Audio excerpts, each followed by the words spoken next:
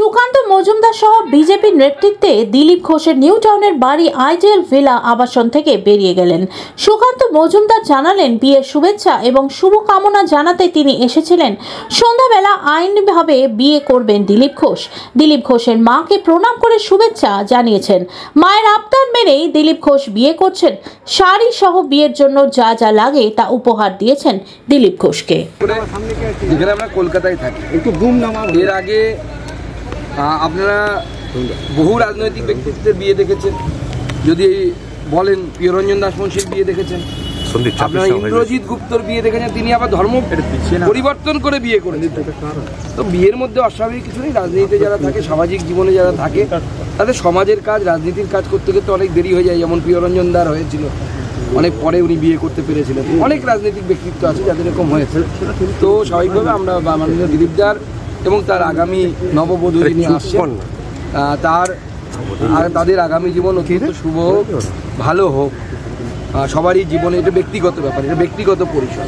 আমার সেই জন্য মনে হয় ব্যক্তিগত পরিসরে কারো বেশি না ঢোকাই ভালো। আমরা পার্টির তরফ থেকে শুভেচ্ছা জানিয়েছি এবং তাদের আগামী জীবন সুন্দর হোক, সুখী হোক, এটা আমাদের কামনা।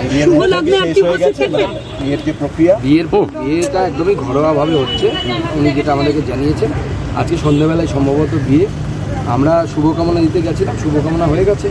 বিয়েতে আমাদের থাকা সম্ভব হবে না। আমি নিজে বালুঘাট চলে যাচ্ছি আজকে, যেটা বৈঠকের পর আমার নিজের এলাকায় যাওয়ার বিষয় আছে।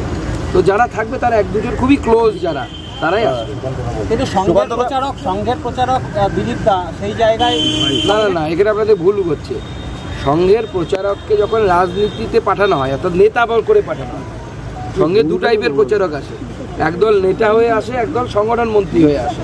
সংগঠন মন্ত্রী হয়ে যারা আসেন তারা প্রচারক থাকেন, কিন্তু নেতা হিসেবে যাদেরকে পাঠানো হয়, অর্থাৎ সভাপতি, জেনারেল সেক্রেটারি, এই সমস্ত পদে যারা থাকে, জেনারেল সেক্রেটারি অর্গানাইজেশন, তারা কিন্তু প্রচারক থাকেন না। প্রচারক থেকে তাদেরকে নিবৃত্তি দেওয়া হয়। উদাহরণস্বরূপ অটল বিহারী বাজপেয়ী এবং লালকৃষ্ণ আডবাণীর উদাহরণটা আমি বিশেষ করে রাখবো, কারণ উনি বিবাহিত ছিলেন। সেই লালকৃষ্ণ আডবাণী প্রথম জীবনে সংঘের প্রচারক ছিলেন, আরএসএসের প্রচারক ছিলেন।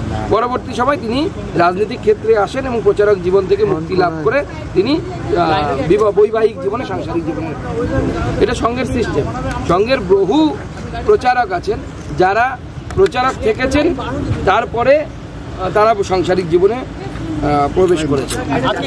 উদাহরণস্বরূপ আমার এপিএস অজয় সরকার, সেও সংঘের প্রচারক ছিলেন, পরবর্তীকালে পারিবারিক জীবনে প্রবেশ করেছে।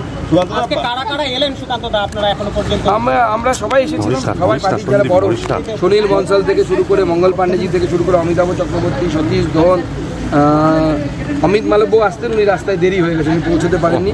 এরকম যত আমরা নেতৃত্ব, আমি, জ্যোতির্ময় সিং মাহাতো, লকেট চ্যাটার্জি, সবাই আমরা যারা নেতৃত্ব, আমরা এসে সবার নামই বললাম, মুখে মিস করিনি। আসলে 26 লোকসভা ভোটে দিলীপ ঘোষের পরাজয়, তারপর তার পরের বছরই এই সিদ্ধান্ত। স্বাভাবিকভাবেই রাজনৈতিক মহলে জল্পনা উঠছে, তবে কি তাহলে সাংসারিক জীবনে চলে যাবেন, রাজনীতি থেকে অবসর নেবেন? দেখুন, এটা তো দিলীপ দার ব্যক্তিগত সিদ্ধান্তের উপর নির্ভর করবে। আমার বিশ্বাস, দিলীপ দা যেভাবে কন্ট্রিবিউট করেছেন বাংলার রাজনীতিতে, আগামী দিনেও উনি আশা করি সেইভাবে কন্ট্রিবিউট করবেন। সুকান্তদা, বিয়ের ব্যাপারে আপনি সিনিয়র, দিলীপ দাকে কি বললেন বলুন তো?